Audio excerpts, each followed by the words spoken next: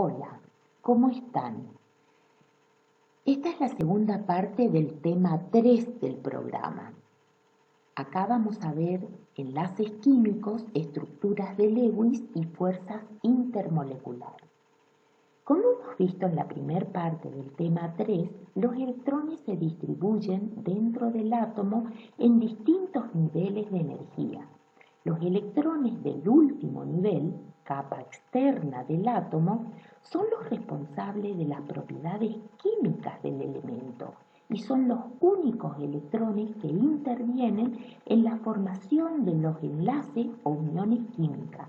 Son los llamados electrones de valencia. En la naturaleza no es común encontrar átomos libres, sino que la gran mayoría de los átomos se encuentran combinados formando compuestos. Solamente los gases nobles son todos monoatómicos. Si me preguntan por qué se unen los átomos, la respuesta general sería porque siguen la tendencia a llegar a un estado de menor energía, más estable. O sea que cuando dos átomos se unen para formar un enlace estable, se libera una cierta cantidad de energía llamada energía de formación y resulta un sistema energéticamente más favorable con menor contenido de energía que la correspondiente a los átomos por separado. La misma cantidad de energía deberá entregarse al sistema si se quiere volver a separar esos átomos, o sea, romper las uniones químicas. Vamos a ver cómo se forma esquemáticamente un enlace químico. Si consideramos dos átomos de hidrógeno, cada uno posee un protón en el núcleo y un electrón en el orbital atómico 1s. Al acercarse estos átomos, se producen distintas interacciones de atracción y de repulsión. Si los átomos logran acercarse a una distancia de 0,74 Armstrong, el sistema alcanzará la máxima estabilidad. La repulsión entre los núcleos con carga positiva se compensará por la fusión o solapamiento de los orbitales atómicos 1s formando un orbital molecular sigma. Habrá una liberación de energía de unas 104 kilocalorías por cada mol de hidrógeno formado. Y ahora el orbital molecular envolverá a los dos núcleos, contendrá a los dos electrones con espines opuestos.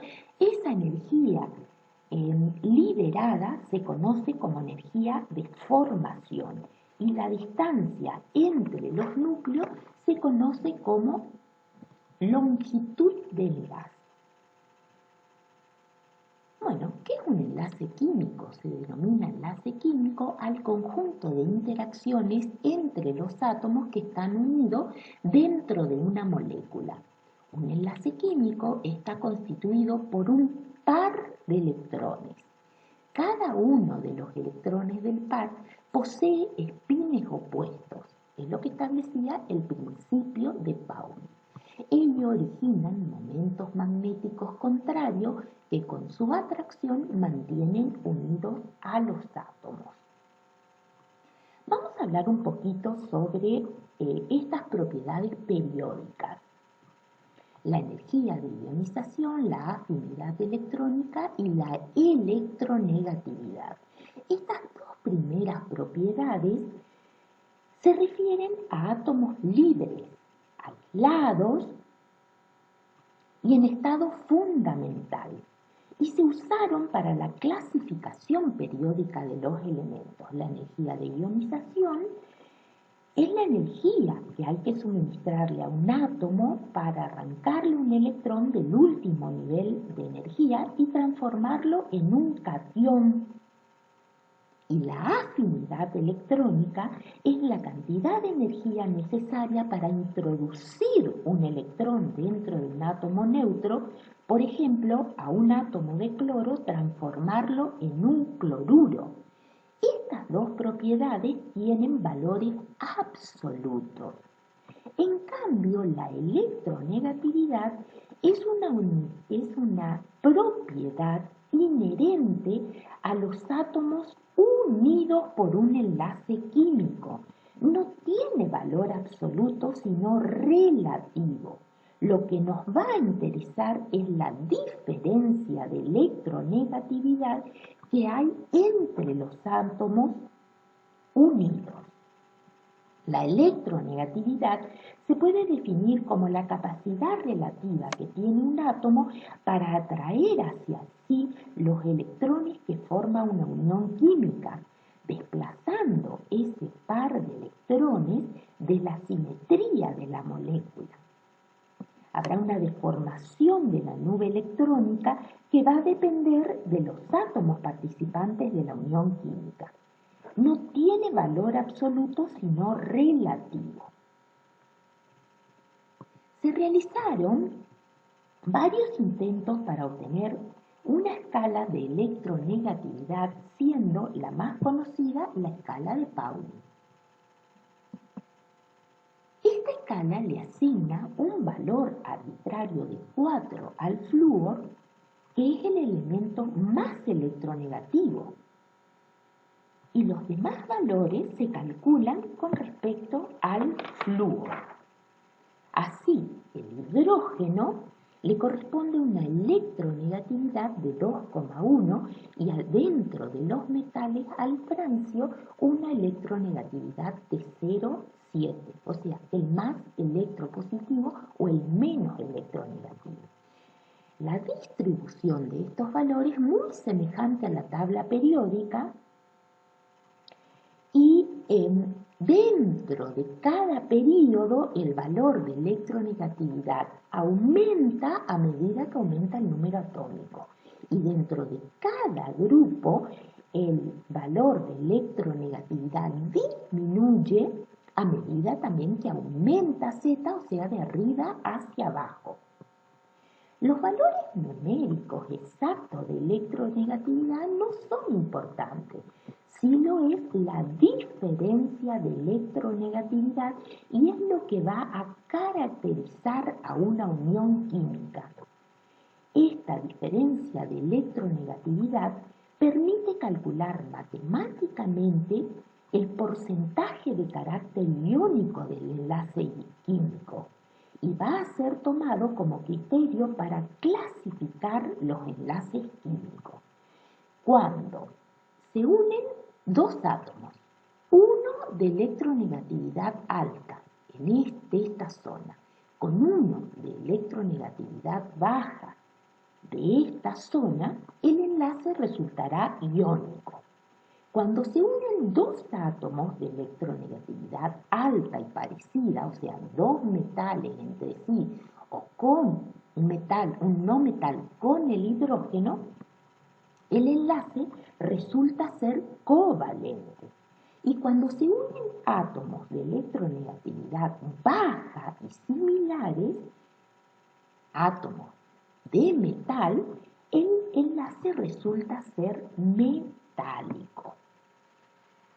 Entonces,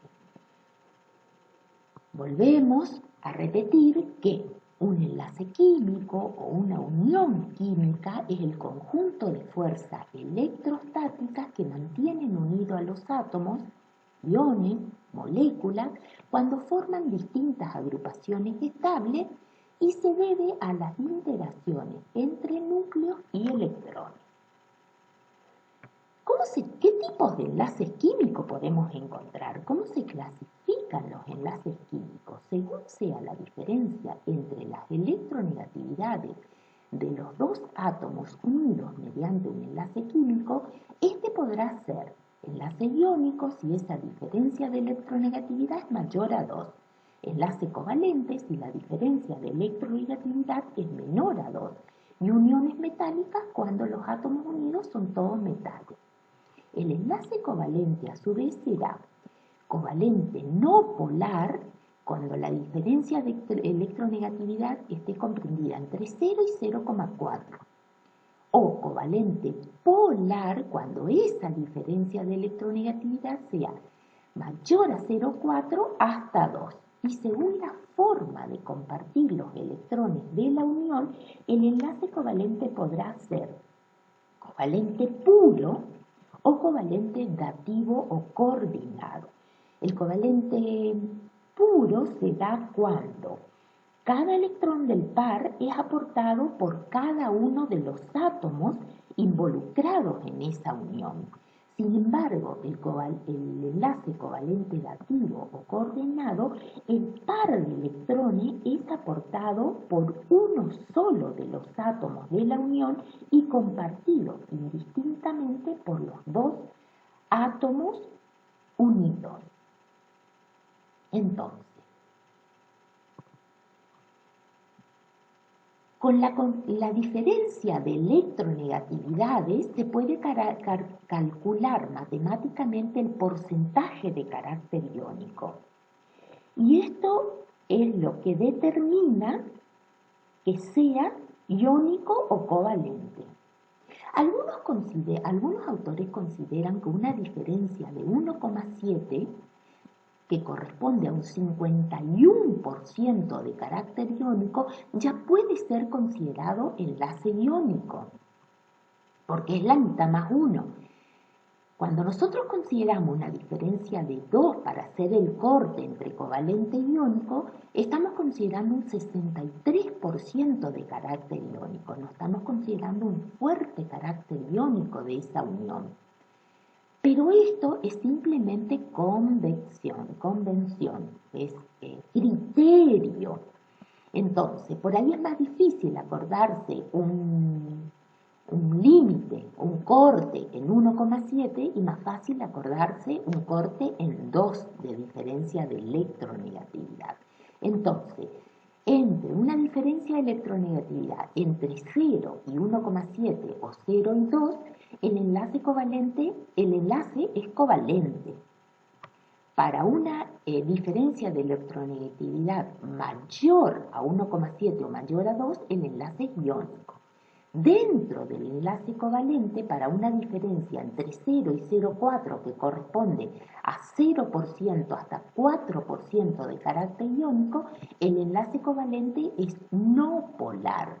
Para una diferencia entre 0,4 y 1,7 o 0,4 y 2, o sea, para una diferencia de un porcentaje de carácter iónico entre el 4% y el 51 o el 63%, el enlace es covalente polar.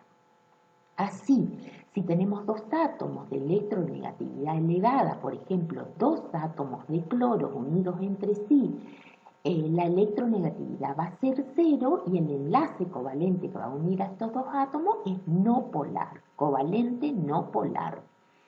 Cuando el cloro está unido al hidrógeno, la diferencia de electronegatividad es mayor a 0 y el enlace va a ser covalente polar. Sin embargo, cuando el cloro esté unido a un metal, el elemento electropositivo va a ceder su electrón, formando iones cargados eléctricamente y se van a formar cationes y aniones. Y es lo que ocurre cuando se une un metal y un no metal y se considera que están unidos por medio de una unión iónica. Esta sería la representación de esas situaciones. Cuando los dos átomos tienen igual electronegatividad, la diferencia de electronegatividad es 0. ¿Qué significa esto? Que el orbital molecular sigma, que envuelve a los dos núcleos y contiene a los dos electrones, es simétrico alrededor de esos núcleos. Sin embargo, cuando la diferencia de electronegatividad, cuando se une el cloro con el hidrógeno, es 0,96, hay una deformación de esta nube electrónica hacia el lado del elemento más electronegativo. Va a haber una mayor densidad de carga negativa en un extremo y una deficiencia de electrones en el otro extremo. O sea, un extremo positivo y un extremo negativo, sea la formación de un dipolo permanente. Son moléculas polares. Estas son moléculas apolares. En el caso que la diferencia de electronegatividad sea mayor, hay una transferencia neta de electrones desde el elemento más electropositivo hacia el más electronegativo, formándose aniones y cationes y unidos por medio de enlaces iónicos. Vamos a describir las características de los distintos tipos de enlace. El enlace iónico o electrovalente, como lo llaman algunos autores, se da entre un metal y un no metal, o sea, entre átomos con marcada diferencia de electronegatividad. Diferencia de electronegatividad mayor a 2. O sea, entre un elemento que atrae electrones y otro elemento que cede electrones, lo que implica una transferencia de electrones desde el átomo menos electronegativo hacia el átomo más electronegativo, formándose aniones y cationes. El elemento más electronegativo va a ganar tantos electrones como sea necesario para adquirir la configuración semejante al gas noble más cercano en la tabla periódica, o sea, completar los 8 electrones en el último nivel.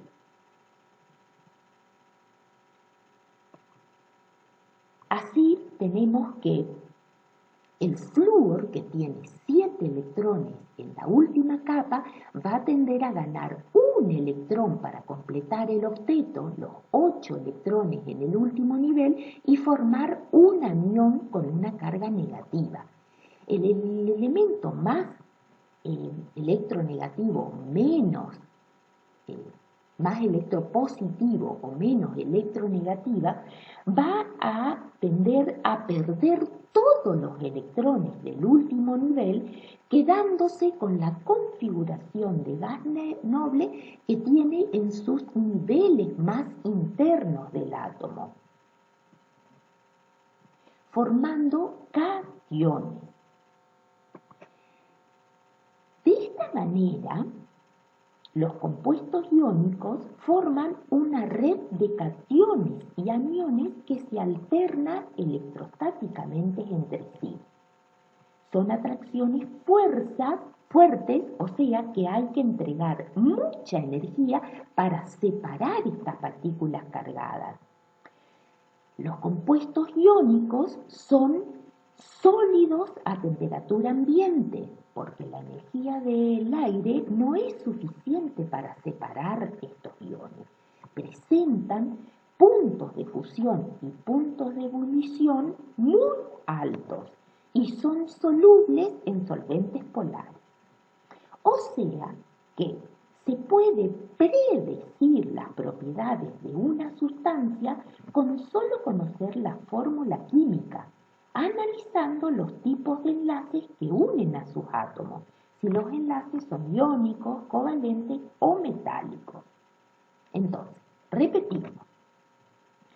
Como dijimos, si una sustancia posee uniones iónicas, habrán cationes y aniones que se ubican ordenadamente en una red cristalina alternando cargas. Estas cargas electrostáticas se atraen con gran fuerza, manteniéndose muy unidas. Por lo tanto, las sustancias iónicas tienen altísimos puntos de fusión y puntos de ebullición. O sea, que hay que entregarles mucho calor, o sea, elevar mucho la temperatura para pasar esa sustancia sólida al estado líquido y luego al estado gaseoso.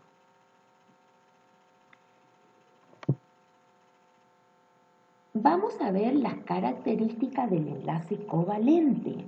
Se da entre no metales entre sí o no metales con el hidrógeno. O sea, átomos con electronegatividad alta pero parecida. Los dos átomos tenderán a atraer los electrones, los que serán compartidos por ambos átomos para completar el octeto. Resultan moléculas sin carga neta.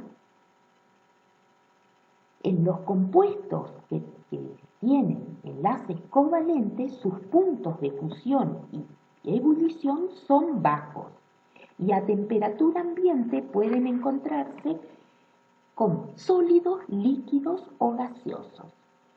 Los enlaces covalentes a su vez pueden ser covalentes puros o covalentes dativos, según cómo se forme ese par de electrones compartidos. El enlace covalente puro, cada átomo de la unión aporta un electrón para formar el par del enlace. Se representa, es un par de electrones que se puede representar por una rayita. Sin embargo, un enlace covalente dativo, solo uno de esos átomos de la unión es el que aporta el par de electrones que es compartido indistintamente por los dos átomos unidos. Se representa por una flecha desde el átomo que aporta el par de electrones hacia el átomo aceptor. Fíjense que acá hay un doble enlace porque hay electrones de diferentes representaciones, o sea, son dos enlaces covalentes puros. Sin embargo, este azufre con este oxígeno está unido por los electrones iguales que pertenecen al azufre. Entonces se representa esto covalente dativo y se representa por medio de una flecha que sale del azufre y se dirige hacia el oxígeno.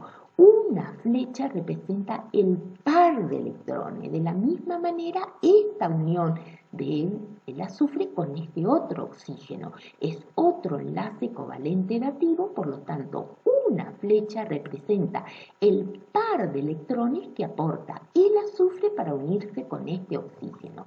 Entre dos átomos se pueden formar o un solo enlace covalente puro o dos pares de electrones, o sea, dos enlaces covalentes puros o tres pares de electrones, o sea, tres enlaces covalentes puros, y estas son uniones múltiples.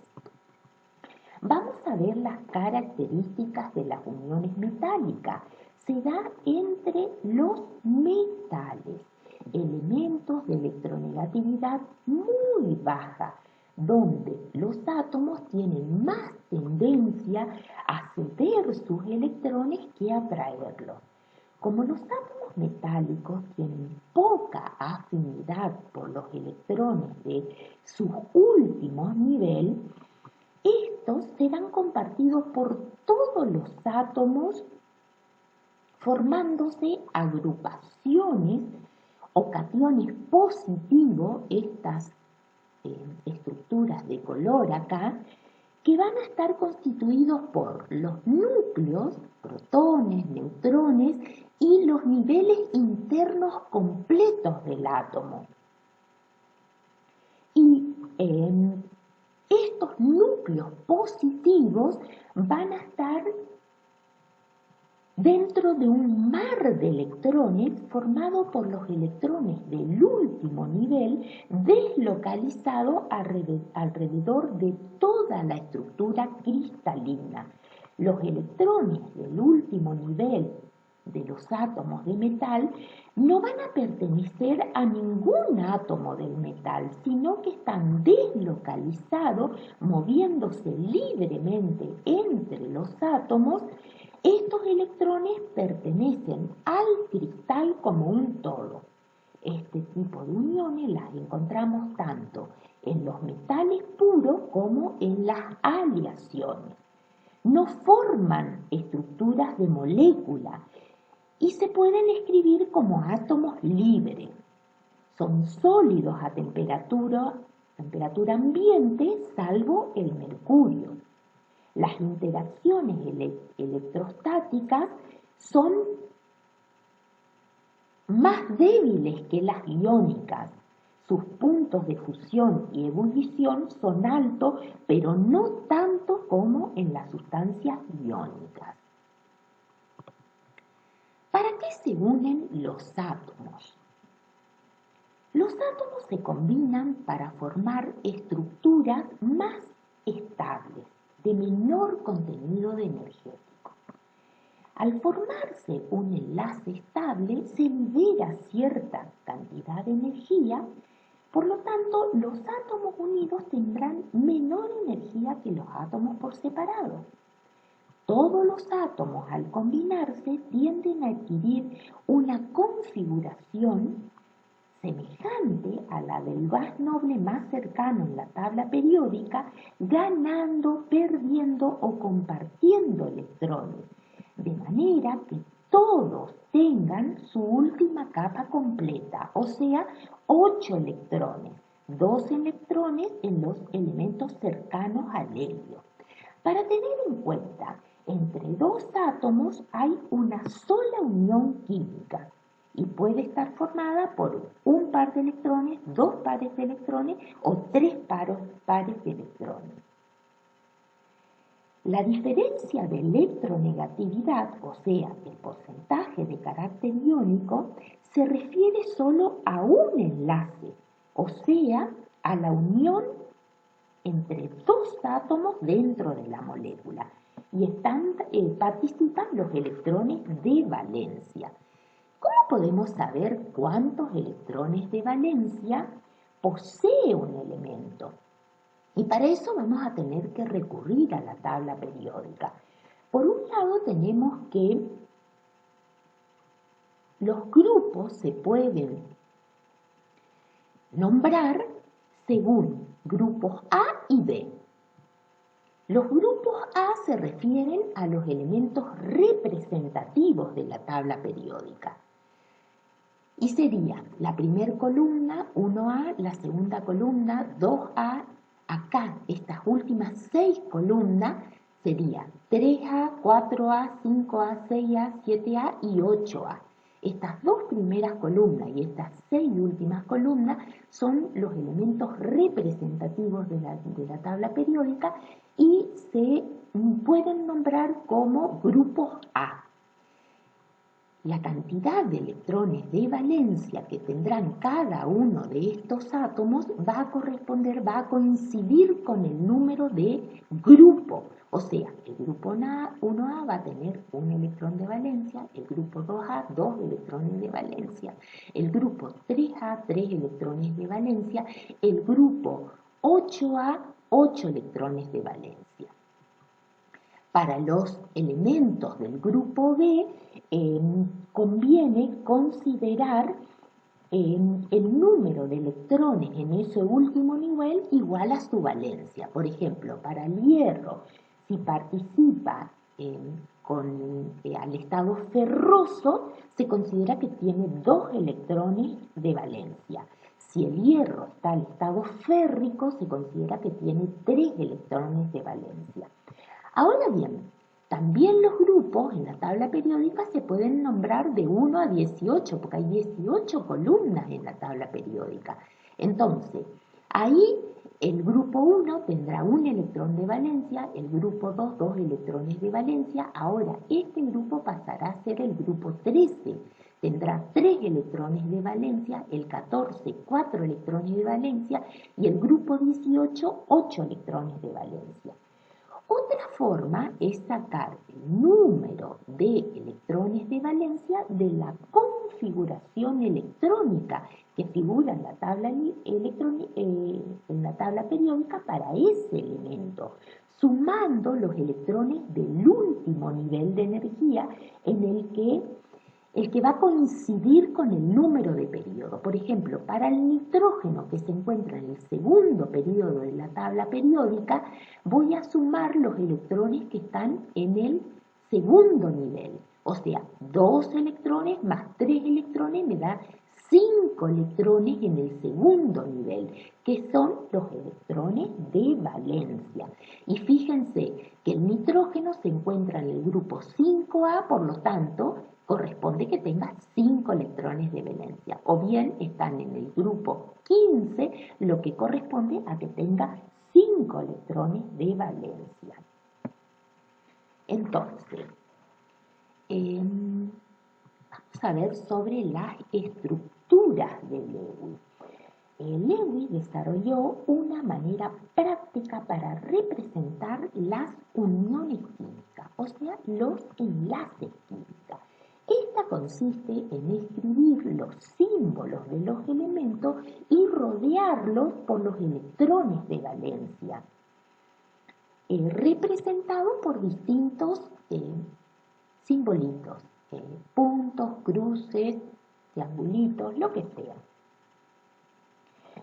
Dos átomos que están unidos por medio de un enlace se escriben próximos entre sí y el enlace químico se va a representar por un par de electrones entre los átomos unidos. Entonces, no complicarse con los niveles internos, solamente considerar el símbolo del elemento y los electrones de valencia, los que tienen en el último nivel de energía. Si la diferencia de electronegatividad entre los dos elementos unidos es mayor a 2, el enlace es iónico. Entonces Lewis lo que propone es que se usen corchete para separar estas especies iónicas y se saquen las cargas fuera del corchete. Fíjense acá el cloro, que tiene 7 electrones en el último nivel porque está en el grupo 7 de la tabla periódica, ganó un electrón que no le pertenece, entonces un anión con una carga negativa. El sodio perdió su electrón del último nivel y se quedó como un catión positivo. También se puede poner un corchete al catión sodio.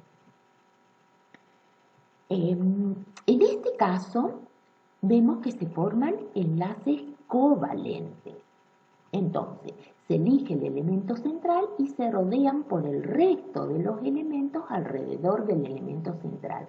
Para el agua, el oxígeno en el elemento central y los dos hidrógenos se escriben al lado, separados por este oxígeno. Vemos que el oxígeno, compartiendo ese electrón covalente puro, formado con un electrón del hidrógeno y uno del oxígeno, completa su octeto. Lo mismo que el hidrógeno completa el duete y el otro hidrógeno completa el dueto. Lo mismo en la molécula de amoníaco, son dos moléculas neutras. El nitrógeno, compartiendo el electrón con cada uno de los hidrógenos, completa su octeto y cada hidrógeno completa su dueto.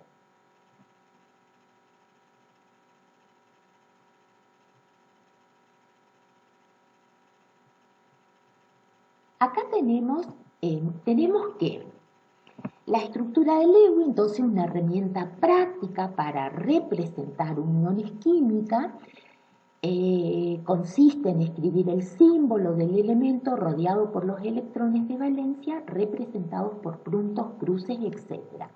Si seguimos las siguientes reglas, van a ser, es una manera sencilla, fácil de obtener todas las estructuras de Lewis y entender cómo están unidos los átomos dentro de una molécula. Entonces, el primer paso dice que hay que sumar los electrones de valencia de acuerdo a la fórmula química de todos los átomos que forman la molécula, teniendo en cuenta la atomicidad.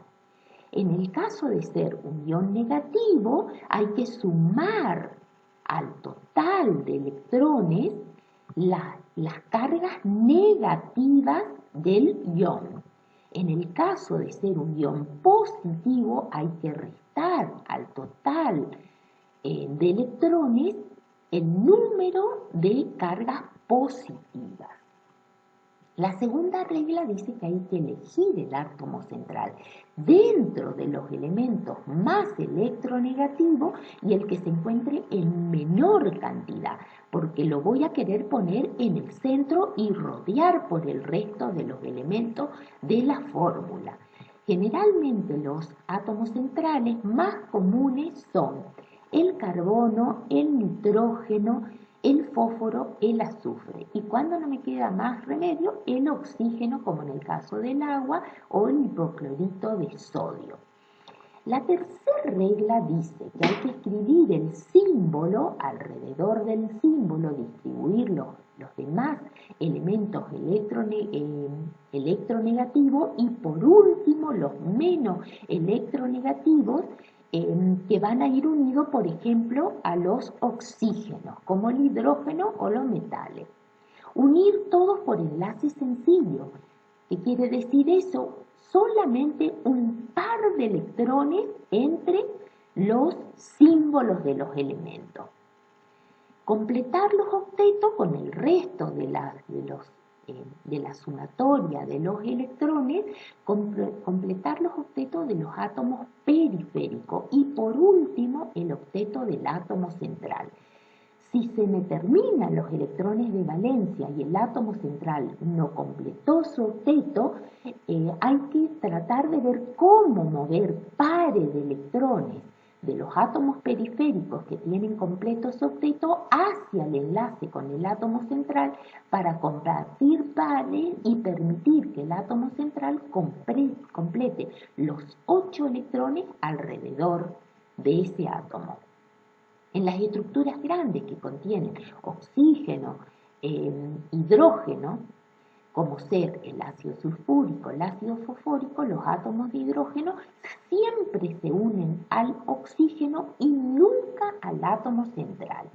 Yo les recomiendo que copien este resumen de esas reglas en un pedazo de papel, en una hoja de papel separada, y para poner al lado de la fórmula poder seguir estos 5 pasos y obtener fácilmente todas las estructuras de Lewis. La primera regla, sumar los electrones de valencia, sumar las cargas negativas o restar las cargas positivas si son iones. Elegir el átomo central y distribuir los oxígenos y por último los hidrógenos o los metales. Unir todos con enlace sencillo. 4. Completar los octetos de los átomos periféricos. 5. Por último, completar el octeto del átomo central. Mover pares de electrones hacia las uniones con el átomo central si éste no llega a completar su octeto. Si es un ion, la carga negativa va a ir sobre el oxígeno. Acá tenemos ejemplos de estructuras de Lewis. Vemos la molécula de agua, la molécula de un anión sulfito, donde la carga negativa va sobre el oxígeno. Acá lo que desprendió es un hidrógeno sin su electrón. Este es el electrón del hidrógeno que quedó acá. Se desprendió un protón.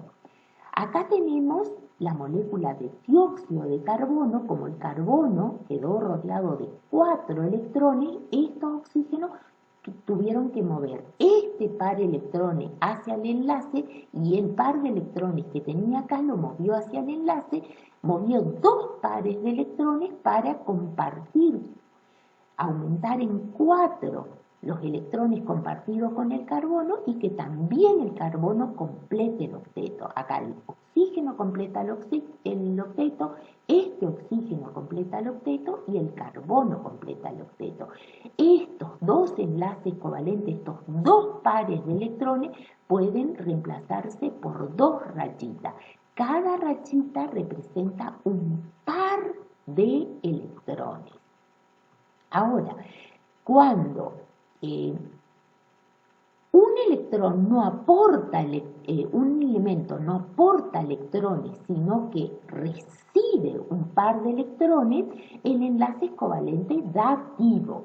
Entonces acá el oxígeno le cede este par de electrones a este protón para formar el ion hidronio. Es un ion positivo y Lewis dice que hay que envolverlo por corchete y sacar la carga fuera del corchete. En este caso, el anhidrio sulfúrico, vemos que acá se formaron dos enlaces covalentes puros. Se puede reemplazar por dos rachitas. Pero el enlace que se formó entre este azufre y este oxígeno está formado por dos electrones iguales y que pertenecen al azufre. Entonces, un covalente dativo desde el azufre hacia el oxígeno. Lo mismo está en este enlace con el oxígeno. Es dativo desde el oxígeno hacia el azufre y eso hay que representar por medio de una flecha que sale del oxígeno hacia el elemento que recibe el par de electrones. Acá vemos que para el ácido nítrico tenemos que tiene un oxígeno rodeado por tres oxígenos y el único hidrógeno tiene que estar unido a uno de estos tres oxígenos. Distribuyendo los electrones, primero uniendo todo por enlace sencillo, después distribuyendo, viendo a quién pertenecen los electrones, este hidrógeno tiene un solo electrón, entonces acá hay un enlace covalente, un enlace simple, covalente puro. Acá también es uno del nitrógeno y uno del oxígeno, enlace covalente simple puro. Sin embargo, acá hay un doble enlace. Un doble enlace, ¿por qué? Porque al átomo central le faltaban dos electrones, entonces se movió este par de electrones de este oxígeno, se movió hacia la unión. Entonces, ahora compartiendo 4 electrones, 2 pares del nitrógeno y 2 pares del oxígeno, se forman 2 enlaces covalentes simples o puros. 2 se pueden representar por 2 rayitas. Sin embargo, la unión de este nitrógeno con este oxígeno está formado por 2 electrones iguales y eso es un covalente dativo o coordinado. Hay que representar por medio de una flecha que sale del nitrógeno y se dirige hacia el oxígeno. Bueno. Cuando al átomo central le faltan 2 electrones para completar su octeto, hay que mover o hay que un par de electrones desde los octetos de los elementos periféricos hacia el enlace con el átomo central para formar un doble enlace. Cuando al átomo central le faltan 4 electrones, hay que mover 2 pares de electrones para formar o un triple enlace o 2 dobles enlaces.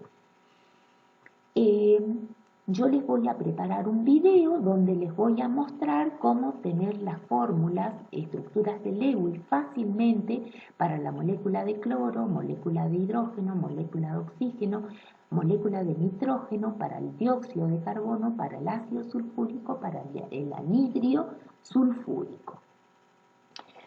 Toda regla tiene su excepción y la regla del octeto tiene las siguientes excepciones.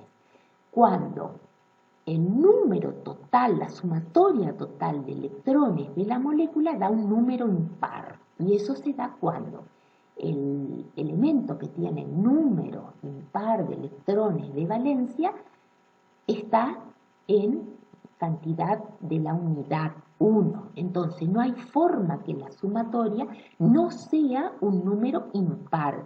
Y esto imposibilita la posibilidad de distribuir de a pares los electrones. O sea, que la única forma de representar la molécula de óxido nítrico es que el nitrógeno queda quede rodeado por 7 electrones. La molécula del dióxido de nitrógeno es que el nitrógeno quede rodeado por 7 electrones. Esto se llama número impar de electrones.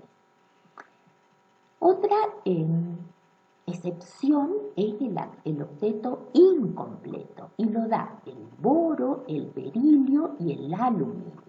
El boro cuando se une a 3 halogenuros. Los halogenuros tienen 7 electrones en el último nivel. Al formar un enlace covalente puro con cada electrón del boro, los haluros, o en este caso los iodos, completan su octeto, pero el boro queda rodeado de 6 electrones, octeto incompleto. El berilio, cuando forma el dihidruro de berilio, los hidrógenos completan sus duetos, pero el berilio queda rodeado por 4 electrones, octeto incompleto. Lo mismo para el aluminio cuando se une a 3 halógenos, como en el tricloruro de aluminio. Se forman enlaces covalentes puros y los cloros completan su octeto, pero el aluminio queda rodeado por 6 electrones en el último nivel. La última excepción es el octeto expandido. Se presenta cuando hay más de 8 electrones de valencia alrededor de un elemento. Solo ocurre alrededor de los átomos del tercer período o superiores. Por ejemplo, para el azufre cuando forma el hexafluoruro de azufre, o para el fósforo cuando forma el pentacloruro de fósforo. Acá se forman enlaces covalentes puros, por lo tanto cada flúor completa su octeto, pero el azufre queda rodeado por 12 electrones de valencia. Cada rayita representa un par, 2, 4, 6, 8, 10, 12 electrones. Para el pentacloruro de fósforo, cada cloro completa su octeto. Se forman covalentes puros. Cada rayita representa un par, entonces tenemos que el fósforo queda rodeado por 2, 4, 6, 8, 10 electrones en el último nivel. Ahora vamos a ver las fuerzas intermoleculares. Son las interacciones entre las moléculas dentro de la sustancia. Son mucho más débiles que las fuerzas intramoleculares o enlaces químicos. Pero estas fuerzas entre las moléculas contribuyen a determinar las propiedades físicas de las sustancias.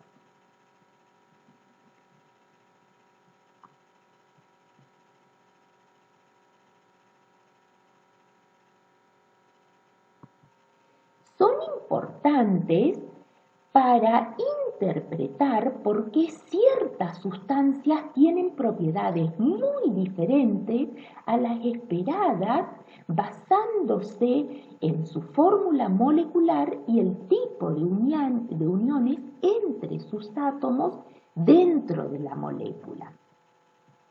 Se conocen como fuerzas de Van der Waals y se clasifican en 3 tipos: puentes de hidrógeno, interacciones dipolo-dipolo o fuerzas bipolares y fuerzas de dispersión o fuerzas de London. Las dos primeras interacciones se encuentran en sustancias que poseen moléculas polares, las fuerzas de dispersión en moléculas no polares. Las interacciones puentes de hidrógeno se dan en moléculas que tienen átomos de hidrógeno unidos a los tres elementos más electronegativos de la tabla periódica: el flúor, el oxígeno y el nitrógeno. Son las más intensas, o son mucho más intensas de lo que serían de esperar con base a las fuerzas dipolares de atracción únicamente. Resulta que cuando esos elementos electronegativos, flúor, oxígeno y nitrógeno, están unidos al hidrógeno, atraen con tanta fuerza al único electrón del hidrógeno que dejan desprotegido al núcleo, o sea, al protón, que al ser muy pequeño puede acercarse mucho a otros elementos de electronegatividad alta, o sea, hacia la parte negativa de otra molécula, atrayéndose con mucha intensidad. De ahí la fuerza de estas interacciones.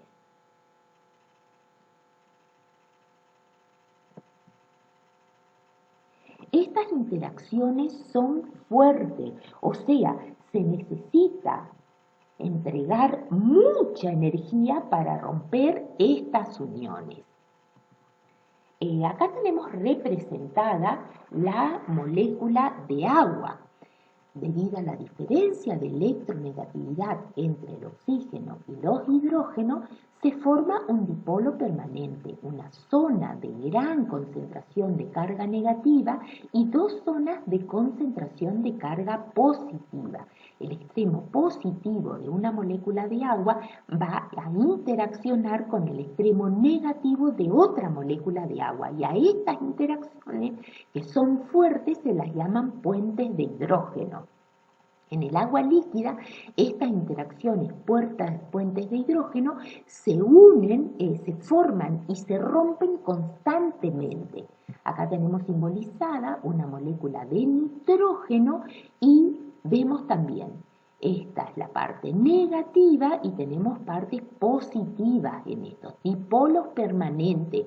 Hay interacciones entre ese protón pequeño, desprotegido de los electrones, con la parte negativa de la molécula de amoníaco, de otra molécula de amoníaco, de la zona que tiene alta concentración electrónica. Lo mismo ocurre para la molécula del fluoruro de hidrógeno. Esta zona de gran concentración de carga negativa va a interactuar con un extremo deficiente de electrones, o sea, un extremo positivo de otra molécula, formando el mismo tipo de interacción llamados puentes de hidrógeno. En el agua líquida, estas interacciones puentes de hidrógeno se forman y se rompen constantemente porque el agua líquida tiene la capacidad de poder fluir y las moléculas de agua se deslizan una sobre otra, moviéndose del lugar, interactuando otro extremo negativo con otro extremo positivo de otra molécula. Cuando se va formando el cristal de hielo, o sea, el agua líquida empieza a cambiar de estado de agregación hacia el estado sólido, quedan atrapados esas interacciones y se considera que el agua al estado sólido tiene la máxima cantidad de puentes de hidrógeno formados. Esta situación lo que determinaría es que no permite a las moléculas de agua a empaquetarse en forma compacta, y el agua al estado sólido pasaría a ocupar mayor volumen que el agua al estado líquido, lo que determina que el agua sólida presente menor densidad que el agua líquida. ya que densidad es masa sobre volumen, la masa es la misma al estado sólido que al estado líquido, el volumen que ocupa la materia al estado sólido es mayor y si definimos la densidad del agua líquida como 1 gramo por centímetro cúbico, la densidad del agua sólida en las mismas condiciones de presión y temperatura va a corresponder a 0,907 gramos por centímetro cúbico. Como tiene menor densidad, el hielo va a flotar sobre el agua líquida. Y esto es un comportamiento anómalo de la materia, porque generalmente la materia al estado sólido tiene mayor densidad y siempre se ubica en el fondo de la materia al estado líquido.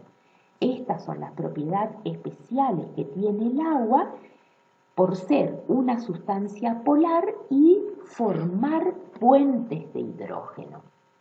Vamos a ver ahora las características de las fuerzas dipolares o interacciones dipolo-dipolo. Son semejantes a los puentes de hidrógeno, pero en estas moléculas los átomos de hidrógeno están unidos a otros elementos diferentes a esos 3 elementos electronegativos que formaban los puentes de hidrógeno. Por ejemplo, el hidrógeno puede estar unido a un cloro, un carbono, un nitrógeno, etc. También hay dipolos permanentes donde una deformación de esa nube electrónica molecular, una zona de densidad de alta densidad de carga negativa y una zona de baja densidad de carga negativa o carga positiva. Y se van a establecer interacciones entre la zona negativa con la parte positiva de otra molécula y se van a llamar interacciones dipolo-dipolo. Son más débiles que las interacciones puentes de hidrógeno. Se dan en moléculas polares como el cloruro de hidrógeno o el bromuro de hidrógeno. Al estado líquido, estas interacciones se forman y se rompen constantemente. Al estado sólido quedan formados dentro del cristal.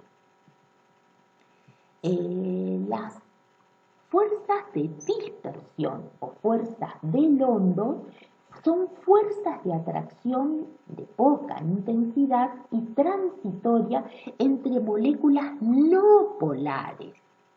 ¿Y a qué se debe esto? Que si bien las moléculas son no polares, están constituidas por átomos. Los átomos están formados por electrones y protones. Los electrones se mueven alrededor de los núcleos. En un instante dado, los electrones pueden estar en un extremo de la molécula y en otro instante estar en el otro extremo. Estos desplazamientos de los electrones dentro de la molécula dan origen a dipolos momentáneos y de corta duración, o sea, muy transitorios. La fuerza de dispersión del hondo son más intensas en las moléculas grandes que en las moléculas pequeñas. Dentro del grupo de los halógenos, por ejemplo, tienen mayor en magnitud para el bromo molecular que para el yodo y menor que para el flúor.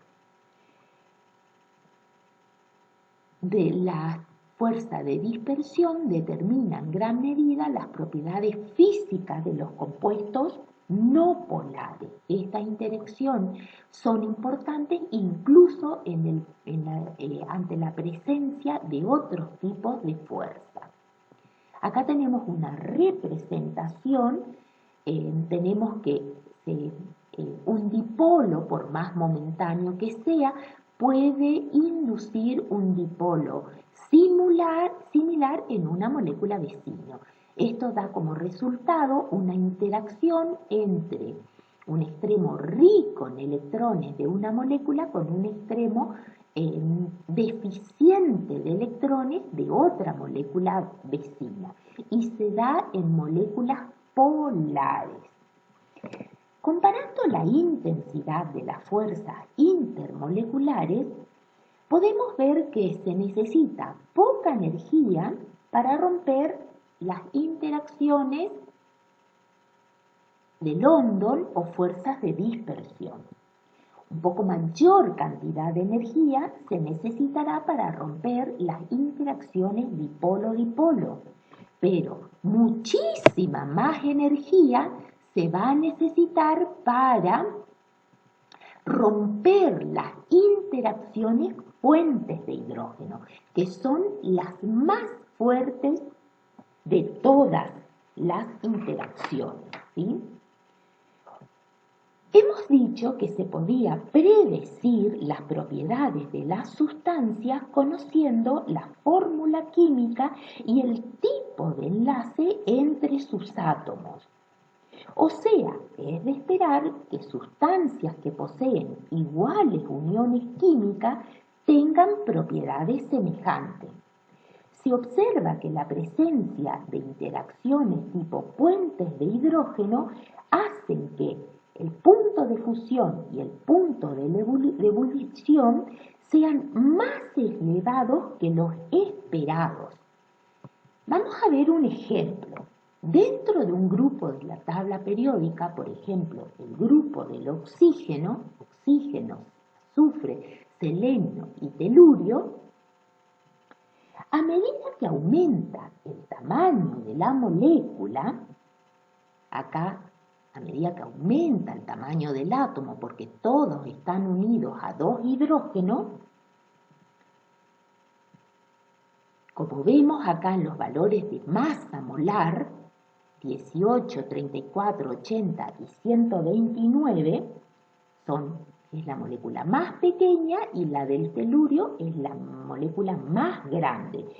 Es de esperar que aumenten los puntos de fusión y ebullición, y eso se cumple solamente para el azufre, selenio y teluro. Aumenta el punto de fusión y aumenta el punto de ebullición a medida que aumenta el tamaño de la molécula, mayor peso molecular. Sin embargo, el agua, que es la molécula más pequeña de todas ellas, y era de esperar que tenga menor punto de ebullición y menor punto de fusión que estas, en realidad presenta un punto de fusión y un punto de ebullición muy grande. Esta anomalía en las propiedades físicas se debe a que el agua posee interacciones puentes de hidrógeno entre sus moléculas, interacciones que son muy fuertes, por lo tanto se va a necesitar mucha energía extra para separar las moléculas de agua y de ahí los valores de estas propiedades físicas. La presencia de interacciones tipo puentes de hidrógeno es lo que le da al agua sus propiedades especiales y permite que se desarrolle en ella la química de la vida. Hay que tener en cuenta que los compuestos orgánicos como alcoholes, aminas y aldehídos también pueden formar puentes de hidrógeno y son importantes. Las sustancias que pueden formar puentes de hidrógeno, por lo tanto, tendrán punto de fusión y punto de ebullición mayores a los esperados. Luego le seguirán las sustancias que presenten interacciones dipolos-dipolos permanentes y por último las que presenten interacciones tipo fuerzas de London. Los gases nobles son sustancias monoatómicas, son no polares, presentan fuerzas de London debido a la generación de dipolos temporarios y son las sustancias que poseen menor puntos de fusión y menor punto de ebullición de todas las sustancias. En general, los puntos de fusión y puntos de ebullición de las sustancias covalentes son menores a las de las sustancias metálicas y a las de las sustancias iónicas. Para sustancias que poseen las mismas fuerzas intermoleculares, habrá que evaluar otra propiedad, como en este caso la masa molar. Mayor masa molar, mayor punto de fusión, mayor punto de ebullición. Otra propiedad que podemos analizar es la solubilidad. Hay una regla que dice que semejante disuelve semejante. Una sustancia polar, o sea, que tiene enlaces iónicos, se disuelve en disolvente polar, como el agua. Una sustancia no polar necesitará de un disolvente no polar, como un disolvente orgánico. Nunca se disuelven al revés. Otra propiedad puede ser la conducción de la corriente eléctrica. Se sabe que deben haber las cargas eléctricas deben poder moverse para que se produzca la conducción de la corriente eléctrica. Por lo tanto, las sustancias metálicas son conductoras de la electricidad al estado sólido, debido a esos mares de electrones, los electrones libres que pueden moverse, o bien los metales en estado fundido, porque tiene esos electrones con cargas negativas que pueden moverse. Las sustancias iónicas no son conductoras al estado sólido, pero sí lo hacen cuando están en disolución o en estado líquido fundido, esa sustancia iónica. Las sustancias covalentes, como no presentan carga eléctrica y no se pueden mover libremente, no conducen la corriente eléctrica en ninguno de sus tres estados. Esto es todo lo que vamos a ver del tema 3. Les voy a preparar un video con las formas fáciles de obtener las estructuras de Lewis y otro video con la resolución de problemas tipos dentro de los problemas propuestos del coloquio número 3.